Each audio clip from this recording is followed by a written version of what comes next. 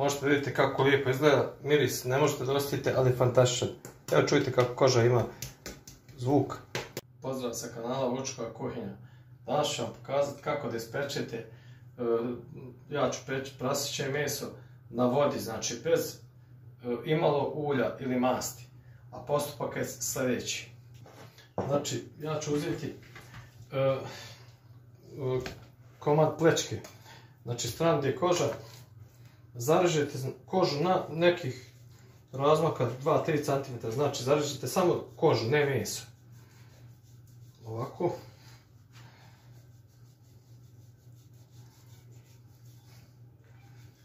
Tako razrezujete.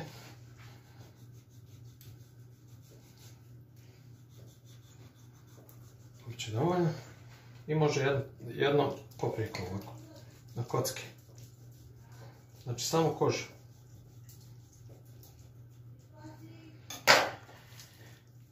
I uzmete, posolite stranu gdje nije kože. Ovako ćemo to da uradimo. Slobodno možete da posolite jer će sol da izađe u toku pečenja.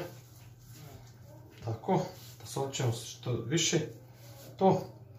I znači uzet ćemo tepsiju, ja stavljam sađak ispod i dodat ćemo ovako, ovo je od folije grudve, obična aluminijska folija, da nema dodir sa dnom. Stavimo komad, kožu okrećemo, znači sad na početku okrećemo prema dole kožu. Ovako ćemo kožu da okrenemo dole.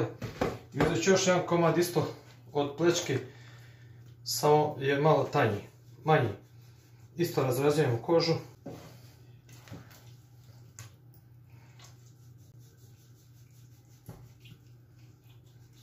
Ovdje nećemo ni rezati papriku, zašto je manji komad. I opet solimo. Tako.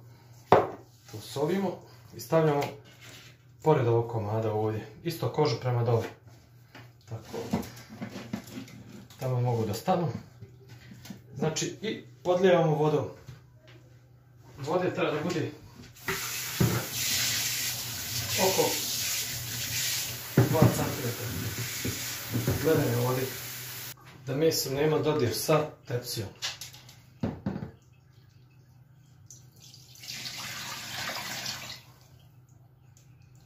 Ovako, sipate, vidite da li ste dovoljno nasul. Sve je to dovoljno. Tako. I onda sad stavljate u zagrijanu rjernu na poklopljenu tepsiju. Stavljate sad u zagrijanu rjernu na 220 stepeni sa poklopcem.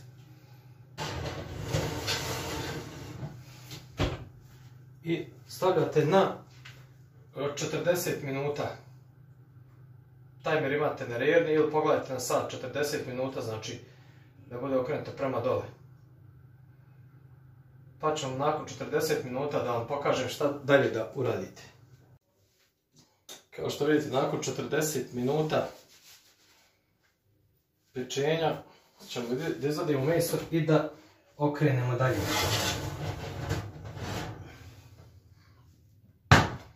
Sad gledajte šta ću da uradim.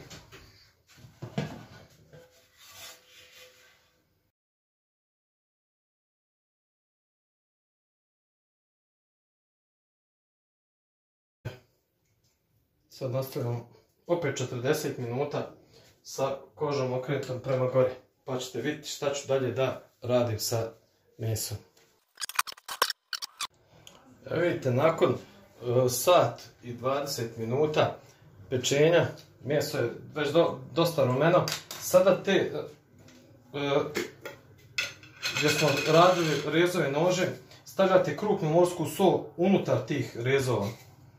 Jer to će nam poslije dati kvalitet koži i hrskavost pečenja.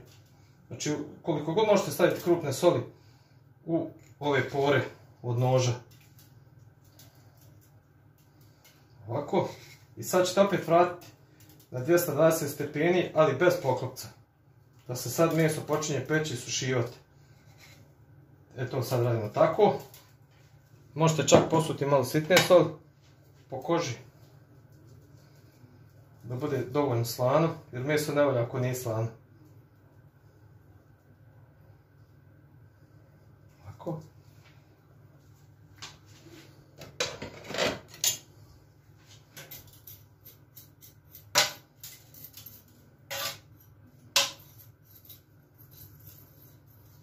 Sad vraćamo lijerno opet na dalje pečenje. Znači cijelo vrijeme vode ima dovoljno dole, to se vidi. Nemojte da vam nestane vode ispod mesa. Sad meso ide nazad u rerdu na dalje pečenje. Ali sada bez poklapanja.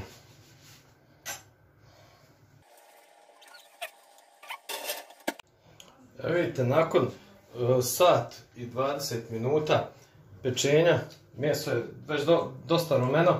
Sada te gdje smo radili rezove nože, stavljate krupnu morsku sol unutar tih rezova. Jer to će nam poslije dati kvalitet koži i hrskavost pečenja. Znači koliko god možete staviti krupne soli u ove pore od noža. Ovako. I sad ćete opet vratiti na 220 stepeni, ali bez poklopca. Da se sad meso počinje peći i sušivati. Eto, sad radimo tako. Možete čak posuti malo sitne soli po koži. Da bude dovoljno slano, jer meso ne volja ako nije slano. Ovako.